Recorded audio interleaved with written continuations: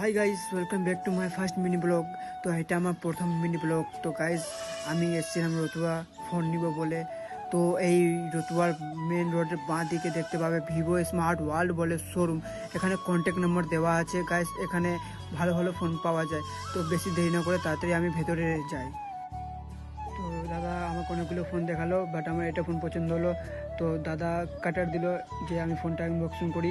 তো ভিডিওটা বেশি দেরি না হয়, তাড়াতাড়ি আমি আনবক্সিংটা করি।